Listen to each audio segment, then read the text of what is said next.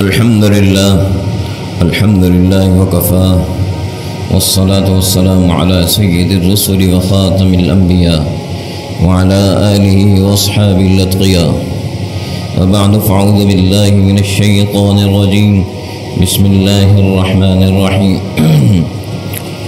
وإذ قال إبراهيم رب اجعل هذا بلدا آمنا وارزق أهله من الثمرات من آمن منهم بالله واليوم الآخر قال ومن كفر فأمتعه قليلا ثم أضطره إلى عذاب النار وبئس المصير إن الله وملائكته يصلون على النبي يا أيها الذين آمنوا صلوا عليه وسلموا تسليما اللهم صل على محمد وعلى آل محمد كما صليت على إبراهيم وعلى آل إبراهيم إنك حميد مجيد اللهم بارك على محمد وعلى آل محمد كما باركت على إبراهيم وعلى آل إبراهيم إنك حميد مجيد. محترم حضرات، اللہ تعالیٰ نے اپنے خلیل حضرت ابراہیم علیہ السلام کا ذکر فرمایا. حضرت ابراہیم علیہ السلام کی ان دعاؤں کا ذکر ہے جو انہوں نے فرمائی، جن کا ابھی ترجمہ اور آگے ضروری مفہوم بیان ہوگا، اور اس سے جو سبق ہے اللہ تعالی ہمیں دلا دے اور عمل کی توفیق دے. ابراہیم علیہ السلام نے اپنے بیٹے حضرت اسماعیل علیہ السلام کو اور ان کی والدہ کو مکہ کے اس صحرا اور جنگل میں چھوڑا، اور چھوڑنے کے بعد دعا کی. اللہ تعالیٰ نے اس دعا کا ذکر فرمایا. وَإِذْ قَالَ إِبْرَاهِيمُ رَبِّ اجْعَلْ هَذَا بَلَدًا آمِنًا. ابراہیم علیہ السلام نے فرمایا، یہ دعا کی، اے پروردگار اس کو شہر بنا دے، امن والا شہر. اگلی دعا وَارْزُقْ أَهْلَهُ مِنَ الثَّمَرَاتِ، اس کے رہنے والوں کو پھلوں کی روزی عطا فرما.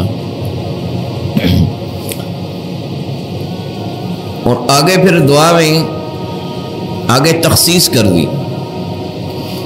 یہ تو دعا کی کہ اس شہر میں رہنے والوں کو، مکہ والوں کو پھلوں کی روزی دے، لیکن آگے تخصیص کر دی من آمن منہم باللہ والیوم الآخر، ان لوگوں کو روزی پھلوں کی دے جو اللہ اور روز آخرت پہ ایمان لاتے ہیں. اس دعا کو خاص کر دیا کہ ان لوگوں کو روزی دے جو اللہ اور روز آخرت پہ ایمان لاتے ہیں. جو ایمان والے نہیں ہیں ان کے لیے دعا نہیں کی. یہاں بھی ایک بڑی سمجھنے کا نقطہ اور سمجھنے کی بات ہے کہ جو ایمان والے نہیں ہیں ان کے لیے دعا نہیں کی. اس میں سبق کی بات یہ ہے کہ اگر آپ کو پچھلے درس یاد ہوں تو یہ بات بھی ذہن میں ہوگی کہ ابراہیم علیہ السلام نے ایک دعا کی تھی، اس کا پچھلے درسوں میں بیانات میں ذکر آیا ہے. وہ دعا کی تھی، وہ کب کی تھی، اس کا موقع بھی آپ کو ذہن میں آ جائے گا. ابراہیم علیہ السلام کو اللہ تعالیٰ نے جب امتحانات سے گزارنے کے بعد دیکھا کہ اس میں پورے اترے، کامیاب ہو گئے، تو انعام دیا. ذہن میں آ گئی بات، اللہ تعالیٰ نے انعام دیا.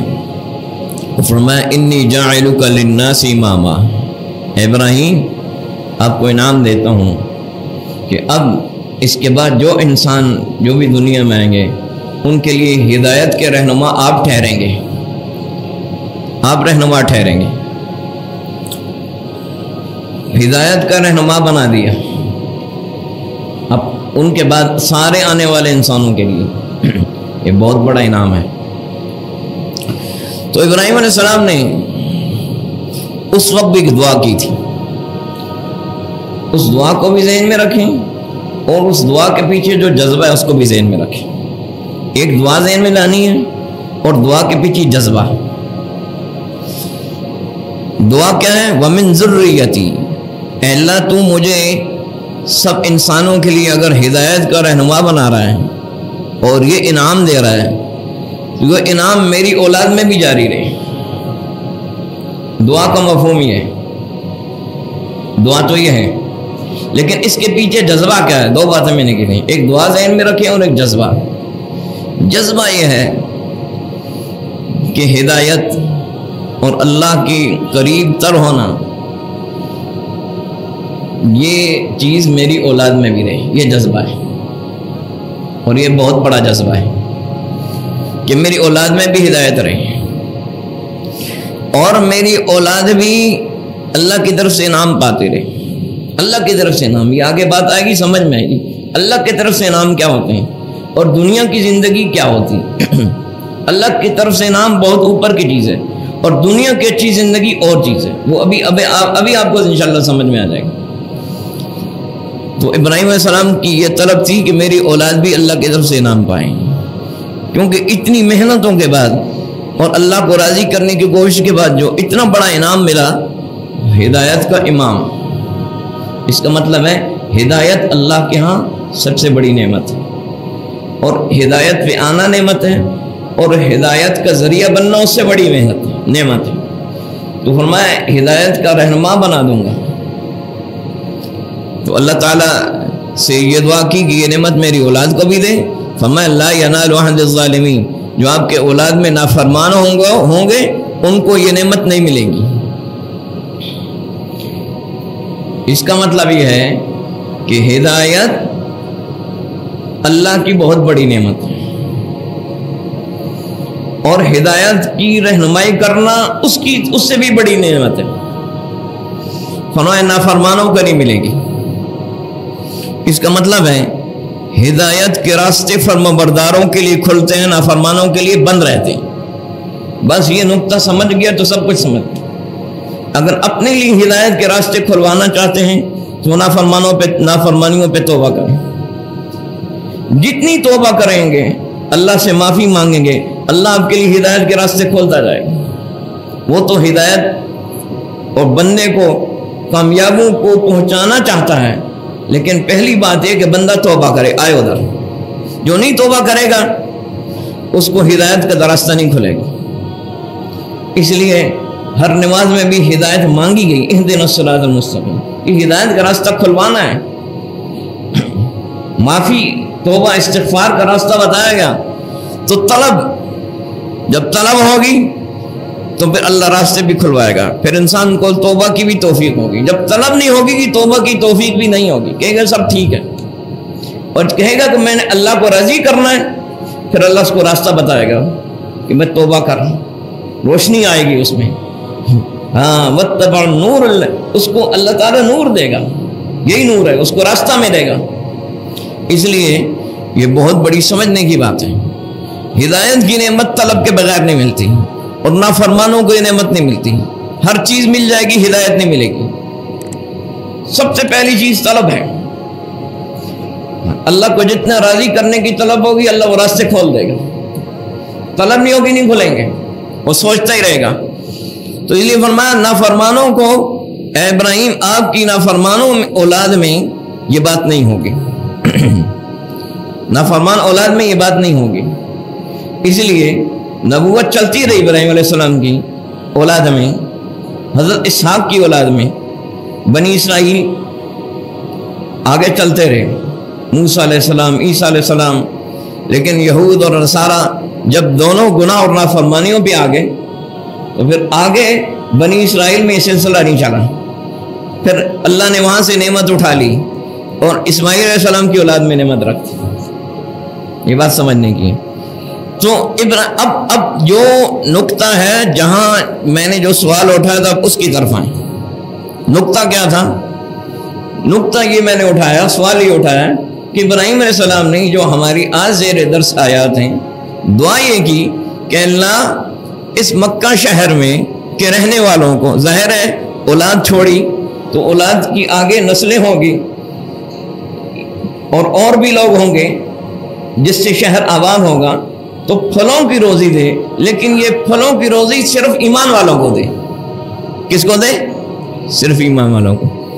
صرف ایمان والوں کے لیے دعا کی، اس لیے کہ اس سے پہلے اللہ تعالیٰ نے ابراہیم علیہ السلام کو یہ بات بتا دی تھی، پہلی والی بات جو ابھی میں نے بتائی ہے کہ ابراہیم آپ چاہ رہے ہیں کہ ہدایت کی امامت آپ کی اولاد میں رہے، نافرمانوں میں نہیں رہے گی، نافرمانوں میں نہیں رہے گی۔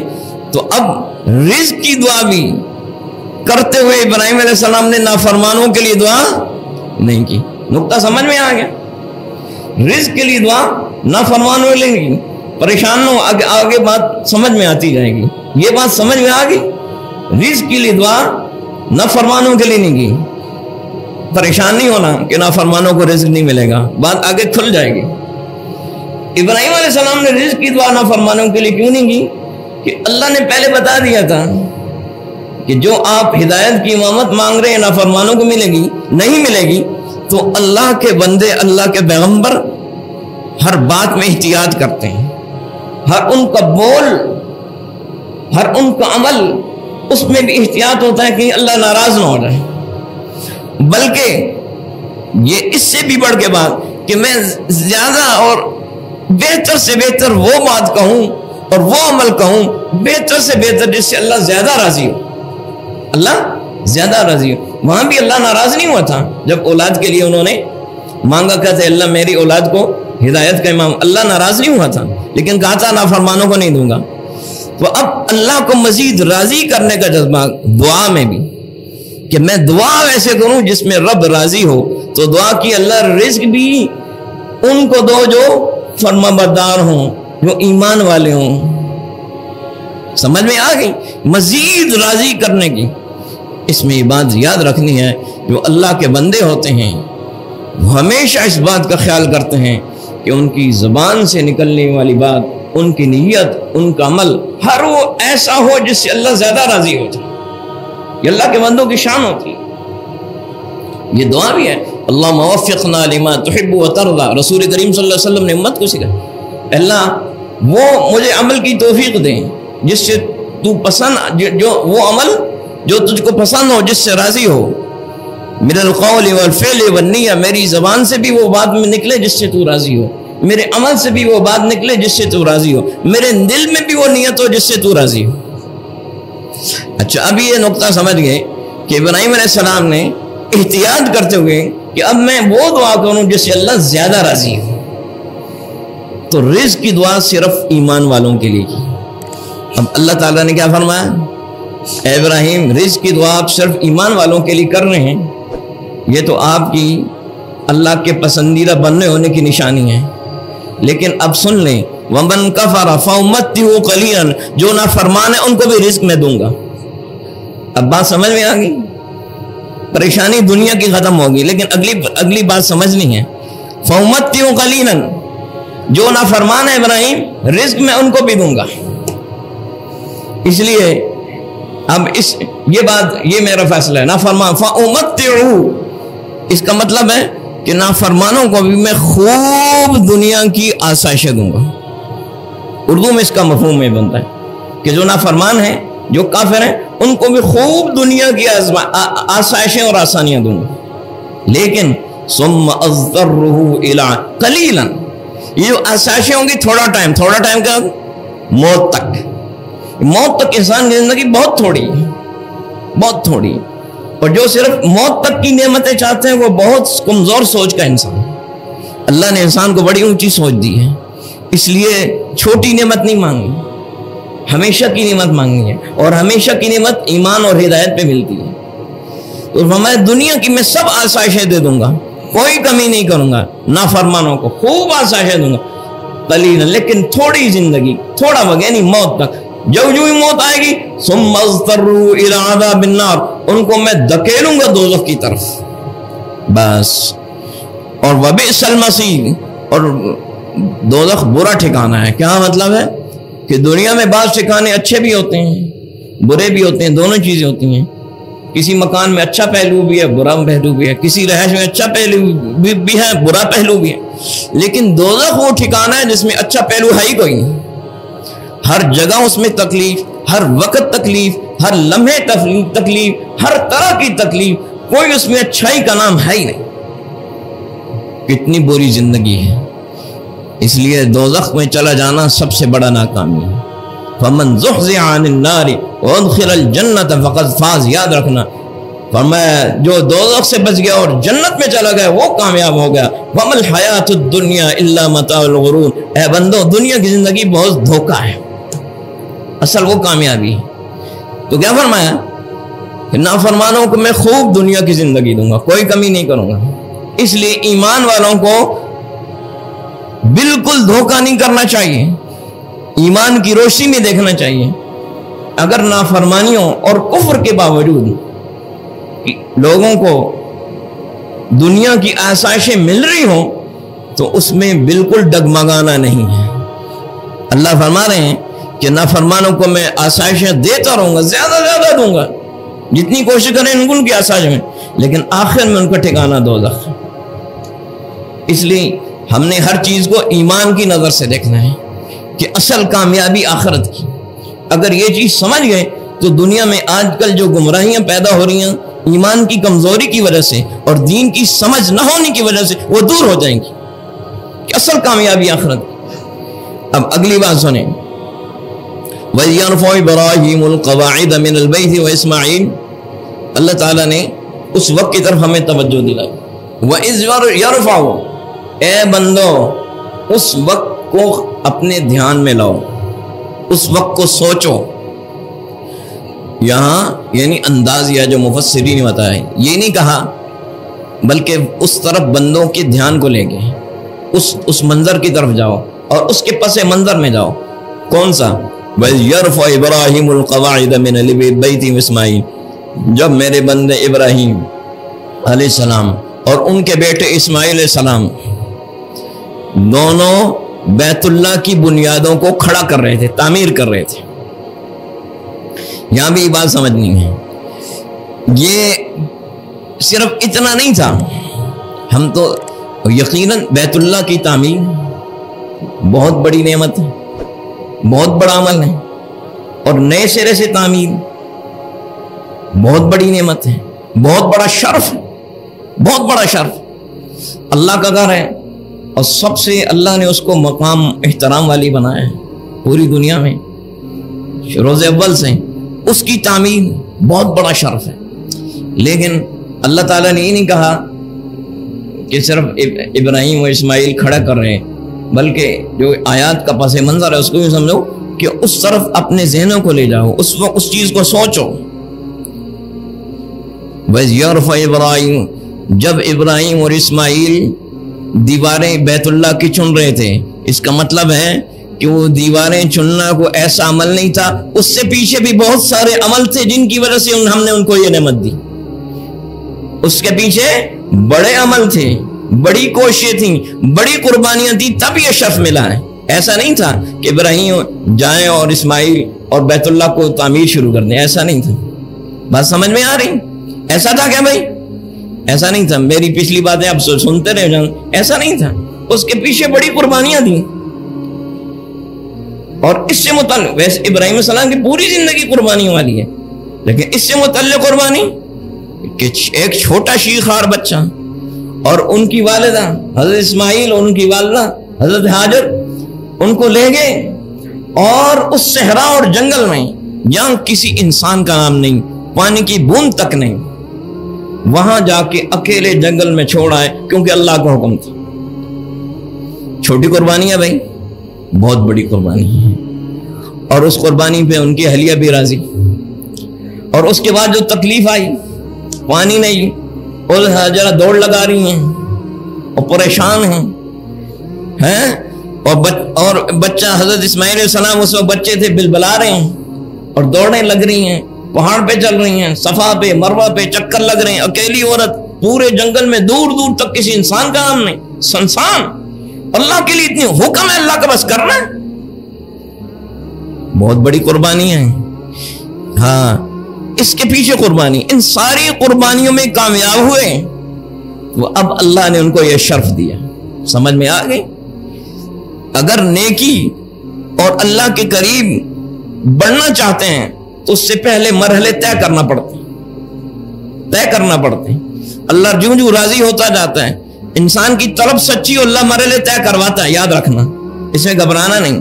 دنیا کا مسئلہ ہو سکتا ہے دیر سے حل ہو یا اس میں کوئی حکمت ہو، لیکن آپ سچے دل سے یہ طلب رکھیں کہ میں نے اللہ کو راضی کرنا ہے اور اس کی سچی کوشش کرنی ہے، تو اللہ آپ کو جتنا چاہتے ہیں اس سے زیادہ آگے بڑھائے گا. یہ ذہن میں رکھ لیں اور دل میں بٹھا لیں.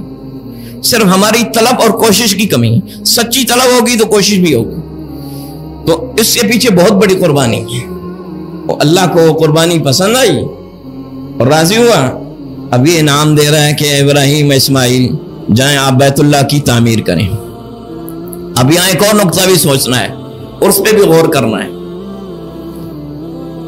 صرف اگر اللہ تعالیٰ بیت اللہ کی تعمیر کروانا چاہتے ہیں، ابراہیم علیہ السلام کو یہ شرف دینا چاہتے ہیں، تو فرماتے ہیں کہ ابراہیم جائیں آپ بیت اللہ کی تعمیر کریں، اکیلے جائیں اور 7 فرشتے آپ کی مدد کریں گے.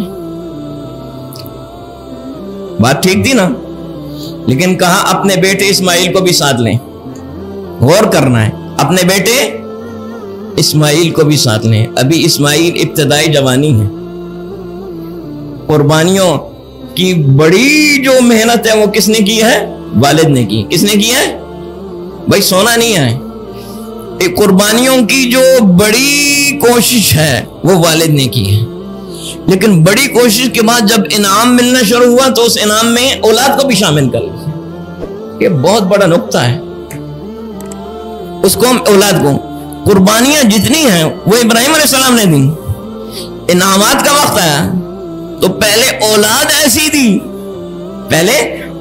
ایسی دی جو تیار ہے. دیکھیں نا اسماعیل علیہ السلام کو حکم ہوا ذبح کا، وہ بچپنے سے اللہ نے ان کو ایسی پاکیزگی دی کہ وہ ذبح ہونے کے لیے تیار ہو گئے. افعل ما تؤمر، ابا جی مجھے ذبح کرنے کو حکم ہے ذبح کر دیں. اللہ نے شروع سے پاکیزگی رکھ دی. یہ کتنا بڑا انعام ہے کہ اولاد دی ایسی کہ اس کے اندر شروع سے پاکیزگی. بہت بڑا انعام ہے. اس کے بعد اتنا بڑا کام محنت والد نے کی اور اولاد جلدی نفع پا رہی ہے. اولاد جو نعمت مل رہی ہے اور انعام مل رہا ہے، اولاد نے ابھی وہ محنت نہیں کی. اسماعیل علیہ السلام نے ابھی وہ محنت نہیں کی جو ابراہیم علیہ السلام کر چکے ہیں، لیکن والد کی محنت کی وجہ سے اولاد بھی انعام پا رہی ہے. اب ایک نقطہ سمجھنا ہے، ہر عقل مند بندہ چاہتا ہے کہ اس کی اولاد کامیاب ہو جائے. ایسا ہے کہ نہیں؟ ہر عقل مند ماں ہو یا باپ ہو، اس کی یہ بڑی چاہت ہوتی ہے کہ اولاد کامیاب ہو جائے. اپنی جائیداد میں شریک کرنا، اپنے کاروبار میں شریک کرنا، ان کو عہدے دلانا، ان کے لیے کوششیں کرنا، ہر طرح کی جو بھی ہے، ہر بندے کو چیزیں سمجھ میں آتی ہیں. ہر طرح کی انسان اولاد کی کامیابی کی کوشش کرتا ہے. لیکن اگر اولاد کو کامیاب کرنا چاہتے ہیں تو یاد رکھنا حقیقی کامیابی کا راستہ کیا ہے. کامیابیاں کس کے ہاتھ میں؟ اللہ کے ہاتھ میں. کس کے ہاتھ میں؟ اور کامیابیاں اللہ اس کو دیتا ہے جس سے راضی. حقیقی کامیابیاں دونوں، دنیا کی زندگی اچھی گزارنا اور دنیا کی زندگی انعام والی گزارنا، دونوں میں فرق ہے. یہ بات میں نے پہلے کر چکا ہوں. ایک زندگی اچھی گزارنا، وہ تو قرآن نے بتایا کافروں کو بھی اچھی زندگی ہو جائے گی. لیکن انعام والی زندگی، اللہ جس میں ہدایت بھی دے، راضی بھی ہو اور آخرت کی زندگی بنانے کی توفیق بھی دے، یہ کیا ہے؟ انعام والی زندگی. یہ انعام والی زندگی صرف اللہ کو راضی کرنے سے ملتی ہے، اور اس دنیا کی نعمتیں بھی ملتی ہیں اور ان نعمتوں سے آخرت کی ہمیشہ زندگی بھی بنتی ہے. نعمت اللہ نہیں چھینتا، یاد رکھنا. اللہ کو راضی کرنے سے دنیا کا نعمتیں نہیں چھینتی، بڑھتی ہیں. تو اب اگر آپ چاہتے ہیں کہ آپ کی اولاد حقیقی کامیاب ہو جائے تو ان کو اس راستے پہ ڈالیں جس میں اللہ کو راضی کریں. بس پھر خود نعمتیں آئیں گی ان کی، دنیا کی بھی اور آخرت کی بھی. ابراہیم علیہ السلام نے یہ کوشش کی. دیکھیں دعائیں ان کی ہر وقت دعائیں ہیں اولاد کے لیے، اور دعائیں نہیں ہے، زندگی پوری ہے. اور جو آدمی سچا دیندار ہوگا نا، سچا دیندار، وہ ہمیشہ اپنی اولاد کی ہدایت کی کوشش کرے گا. یہ نقطہ سمجھ لیں. جو سچا دیندار ہوگا اور جو ایسے روٹین کی نماز روزہ کرنے والا ہے، وہ اولاد پیسے لا رہی ہے، کما رہی ہے، ان کا دین غرق ہو رہا ہے، ٹھیک، اس کو کوئی پرواہ نہیں.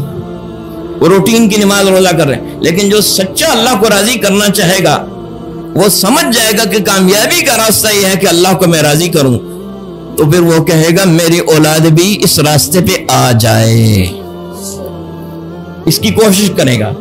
تو ابراہیم علیہ السلام سب سے زیادہ سچے اللہ کو راضی کرنے میں، اور اس کوشش میں سب سے زیادہ سچے، تو اللہ نے یہ انعام دیا کہ ابراہیم کوششیں تو آپ نے کی، بیٹا بھی آپ کو میں نے ایسا با کمال دے دیا جو مجھے راضی کرنے والا ہے، اور اتنی کوششوں کے بعد جو بیت اللہ کی تعمیر کا آپ کو شرف مل رہا ہے، میں آپ کو راضی ہو کے انعام دے رہا ہوں، آپ کا ابھی بیٹا ابھی شروع زندگی میں ہے، اس کو بھی ساتھ اس شرف میں شامل کر لیں۔ سارا نقطہ سمجھ میں آ گیا؟ ہاں یہ نقطہ، تو اس لیے اللہ کے انعامات ہوتے ہیں اولاد پہ۔ اگر ماں باپ اللہ کو راضی کرنے کی کوشش کریں تو اللہ کے انعامات، اور اولاد کو اس پہ لانے کی کوشش کریں تو اللہ کے انعامات اولاد پہ جلدی ہونا شروع ہو جاتے ہیں۔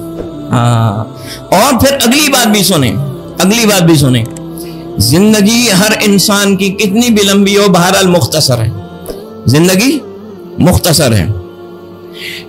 مختصر ہے، اور ہم نے یہ زندگی ملی ایک دفعہ ہے، پھر نہیں ملنی، اور اسی زندگی میں اللہ کو راضی کرنا ہے، جس کو جو اللہ نے جس حال میں رکھا ہے، غربت میں، مال میں، صحت میں، بیماری میں، اسی میں اللہ کو راضی کرنا ہے، یہی امتحان ہے، اور اسی میں طریقے بتائے گئے ہیں۔ لیکن یہ زندگی موت پہ ختم ہو جائے گی تو انسان چاہے گا کہ میں اللہ کو زیادہ سے زیادہ راضی کروں، پھر کیا ہے، اگر جب وہ مر جائے گا تو عمل ختم ہو جاتے ہیں، انقطع من عملی، انسان کے عمل ختم ہے، الا من ثلاث، لیکن کچھ چیزیں باقی رہتی ہیں۔ اگر آپ نے صدقہ جاریہ چھوڑا، مسجد بنائی، دین کی درسگاہ بنائی، یہ صدقہ جاریہ ہے، دین کے کام آپ نے مال لگایا، کوشش کی، دین کے کام آپ کے پیچھے ہو رہے ہیں، آپ دنیا سے چلے گئے، آپ کے عمل ختم ہو گئے، لیکن پیچھے سے عمل جاری ہے، یہ بہت بڑی چیز ہے۔ جن کی اولاد نہیں ہے ان کے لیے بھی راستہ موجود ہے، ہو گیا نہیں؟ اللہ نے انعام سب کے، اور اگر آپ کے پاس پیسہ نہیں ہے اس کے لیے بھی راستہ ہے، دوسروں کو ہدایت کی کوشش کریں، آپ کی وجہ سے جو لوگ ہدایت میں آ گئے وہ آپ کے لیے صدقہ جاری ہیں، اور ان کی نسلیں جو ہدایت پہ آتی رہیں وہ بھی بولے صدقہ جاری ہیں۔ آپ چلیں گے، صدقہ جاری کا مطلب ہے کہ وہ آپ کو اس کا ثواب مل رہا ہے، مرنے کے بعد عمل ختم نہیں ہوا۔ اور تیسرا ایک اور چیز، وَلَدًا صَالِحًا يَدْعُو، نیک اولاد آپ نے جو چھوڑی وہ دعا کر رہی ہے، آپ کو ثواب مل رہا ہے۔ اور اگر آپ کی تربیت کی وجہ سے وہ نیکی پہ چل رہی ہے تو ان کے سارے عملوں کا ثواب مل رہا ہے آپ کو۔ دعا تو کریں گے انشاءاللہ، ہدایت والے دعا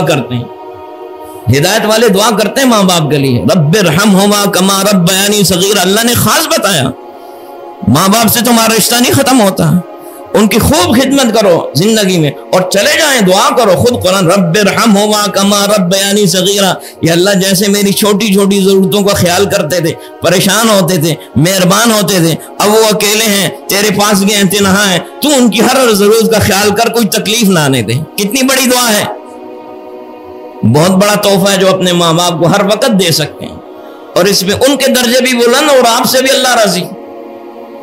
ماں باپ کے ساتھ نیکی تو ڈائریکٹ اور جلدی اس کا نفع ملتا ہے، تو ماں باپ کے لیے دعا کریں گے تو آپ پہ رحم کیوں نہیں ہوگا؟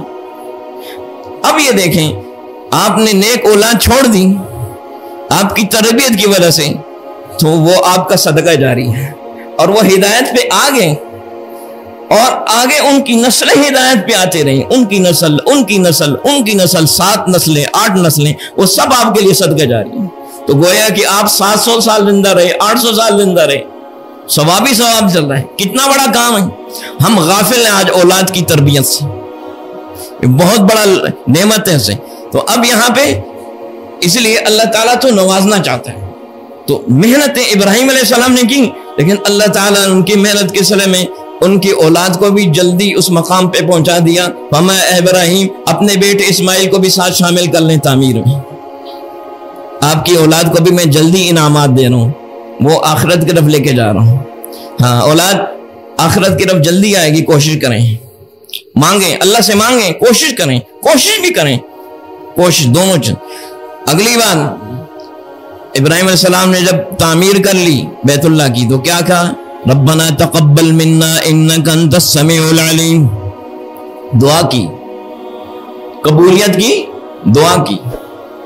یہاں یہ بات سوچنی ہے، 2-3 نقطے ہیں، یہ 2-3 نقطے سمجھ گئے تو انشاءاللہ بات پھر مکمل ہو جائے گی. آج اس پہ بڑا حاضر ذہن کرنا ہے. ایک نقطہ کہ ابراہیم علیہ السلام نے اتنی بڑی نیکی کی، بیت اللہ کی تعمیر اللہ نے کروائی ہے، بہت بڑی نیکی ہے. قیامت تک جو لوگ بیت اللہ کی طرف نماز پڑھ رہے ہیں منہ کر کے، صدیاں ہو گئی ہیں اور صدیاں قیامت تک چلتی رہیں گی. سارے دنیا کے لوگ مسجد بیت اللہ کی طرف ہیں، بیت اللہ کی طرف نماز کر رہے ہیں، حج کر رہے ہیں، عمرے کر رہے ہیں. کتنا بڑا عمل ہے، قربانیاں کر رہے ہیں، کتنی بڑی خیر کا راستہ کھول دیا، بہت بڑی نیکی، بہت بڑا اجر ہے. اتنی بڑی نیکی کرنے کے بعد ابراہیم علیہ السلام نے یہ نہیں کہا، یہ غور سے سننا ہے، یہ نہیں کہا کہ جس اللہ نے اتنی بڑی نیکی کی توفیق دی ہے وہ راضی ہے، وہ قبول بھی کر لے گا. جتنے اتنی بڑی نیکی کی توفیق دی ہے وہ راضی ہے، وہ قبول بھی کر لے گا. آج کل کچھ دینی ذہن کے لوگوں کی خیال ہے، اچھی بات ہے، لیکن اگلی ایک اور درجہ اس کو بھی سوچنا ہے. ہم یہ نہ کہیں کہ ہم نیکی کر رہے ہیں اللہ راضی ہے، نہیں، قبولیت کی دعا بھی کرنی ہے کہ اللہ نیکی کی ہے قبول بھی کر لے. یہ بندے کی زیادہ عاجزی ہے، اس میں انکساری ہے. اس لیے نماز کے بعد بھی دعا ہے. نماز کے بعد کیا ہے؟ نماز ایک بڑا اونچا عمل ہے، اعمال میں سے اونچا عمل. اور جو لوگ نماز کے بعد دعا نہیں کرتے وہ بہت بڑی خیر سے محروم ہیں کہ اللہ کو راضی کر کے اتنا بڑا اونچا عمل کیا پھر دعا نہیں کر رہے، آپ بہت بڑی خیر سے محروم ہیں. نماز کے بعد دعا چھوڑ دیتے ہیں. تو نماز کے بعد دعا ہے، ہر نیک عمل کے بعد دعا ہے، اللہ قبول کر لے. زکوٰۃ دیں، دعا کریں اللہ قبول کر لے. روزہ رکھیں، دعا کریں قبول کر لیں. کسی کے ساتھ نیکی کریں، دعا کریں قبول کر لیں. صدقہ کریں، دعا کریں قبول کر لیں. علم کی بات پھیلائیں، دعا کریں قبول کر لیں. یہ بندگی ہے کہ اللہ تو قبول کر لے. تو ابراہیم علیہ السلام نے یہ نہیں کہا اتنی بڑی نیکی ہوگی تو قبول ہو جائے گی، دعا بھی کہ اللہ تو قبول کر لے. یہ نقطہ سمجھ میں آ گیا. اب دوسرا نقطہ، اچھا اس نقطے میں بھی ہے کہ قبول اس وقت ہوتا ہے جب عمل قبول ہونے کے قابل ہو. عمل قبول ہوتا ہے جب اس میں 3 چیزیں ہوں. ایک عمل ایمان کے ساتھ ہو، کافر کا عمل قبول نہیں. دوسرا عمل سنت کے مطابق ہو، سنت کے ہٹ کے، رسول کریم صلی اللہ علیہ وسلم کی سنت کے ہٹ کے عمل کی حیثیت نہیں. تیسرا عمل میں اخلاص ہو، اللہ کی رضا. تینیں چیزیں پوری ہوں گی، جس طرح اللہ نے حکم دیا ویسا عمل کیا، پھر دعا کریں قبول ہو. ہم عمل ہی صحیح نہیں، پھر دعا کا مقصد ہی نہیں. پہلے عمل ٹھیک کریں. ابراہیم علیہ السلام نے عمل ٹھیک کیا، پھر دعا کی قبول کر. دوسری چیز دعا کیا؟ تقبل منا ربنا، بولے لفظ بڑے مبارک ہے، ربنا تقبل منا، اے پروردگار تقبل منا، ہم سے وہ قبول کر لیا. یعنی ابراہیم اسماعیل دونوں سے قبول کر بیت اللہ کی تعمیر. ایک لفظ ہے تقبل، ایک لفظ ہے قبول. ایک لفظ ہے تقبل، ایک لفظ ہے قبول. دونوں میں فرق ہے، آسانی سے سمجھ آئے گا. ایک وہ چیز ہے جب کسی کو پیش کر رہے ہیں اس کے شایان شان ہو تو کہتے ہیں قبول، اور جس کو پیش کر رہے ہیں اس کے شایان شان نہ ہو، چھوٹی چیز ہو تو کہتے ہیں تقبل. سمجھ میں آ گئی. ایک اور مثال لیتا ہوں. اب عرب جو بادشاہ ہیں آج کل کے، اللہ نے ان کو بڑی دولت دی ہے. بادشاہ کے پاس آپ موٹر سائیکل لے جائیں، کہیں جی میں آپ کو موٹر سائیکل تحفے میں دے رہا ہوں یا سائیکل تحفے میں دے رہا ہوں. ایک سادہ مثال ہے، سمجھا رہا ہوں، انبیاء کی شان بہت اوپر ہے. ایک مسئلہ سمجھا رہا ہوں. ہمارے لیے بھی ہم چھوٹی سی چیز دیں تو بادشاہ کے لیے کوئی بڑی چیز نہیں ہے. اس کو گاڑی بھی دیں وہ کوئی بڑی چیز نہیں ہے. ایسا ہی ہے نا، بادشاہ کو اگر ہدیہ دینا ہے تو کوئی ہیرے جواہرات دیں، یہ ہدیہ ہوگا نا. اگر چھوٹی چیز دیں گے، بڑی چیز دیں گے، ہیرے جواہرات کی گٹھری دیں گے تو پھر کہیں بادشاہ قبول کر لیں. اور اگر چھوٹی سی چیز دیں گے کہیں گے بادشاہ سلامت، میں تو 2 وقت کی روٹی کھانے والا غریب بندہ ہوں.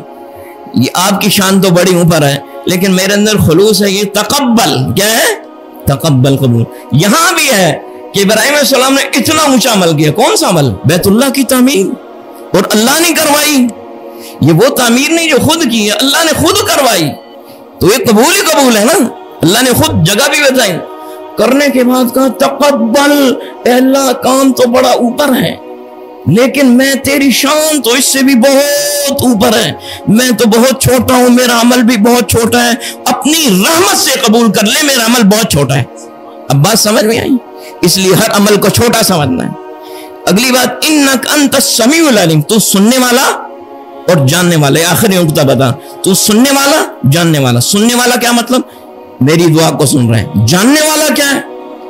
جب عمل میں اخلاص ہوگا، نیت صحیح ہوگی، یہ نیت اللہ جاننے والا ہے۔ اور یاد رکھیں عمل اللہ وہ قبول کرتا ہے جو صرف اس کی رضا کے لیے۔ حدیث میں آیا میری اگر عمل کے ساتھ میری رضا بھی چاہتے ہو اور ساتھ کچھ اور بھی چاہتے ہو تو فرمایا وہ پورا عمل چھوڑ دوں گا، پورا۔ یہ نہیں کہ 50% میرے لیے کیا، 50% کسی کے لیے کیا، 50% قبول کر نہ۔ فرمایا ترکت وشرکہ، میں وہ سارا عمل چھوڑ دیتا ہوں، مجھے صرف خالص چاہیے۔ صرف ہر عمل میں اللہ مجھے تیری رضا، اور وہ رضا اللہ دیکھ رہا ہے، نیت ہے۔ فَمَا إِنَّكَ أَنْتَ السَّمِيعُ الْعَلِيمُ، تو جانتا بھی ہے میری نیت کو، اس لیے قبول کر لے۔ عملوں کو قبول کروانا ہے، اپنے عام زندگی میں صرف اللہ کی رضا پیدا کریں۔ اللہ مجھے آپ کو اللہ تعالیٰ عمل کی توفیق دے۔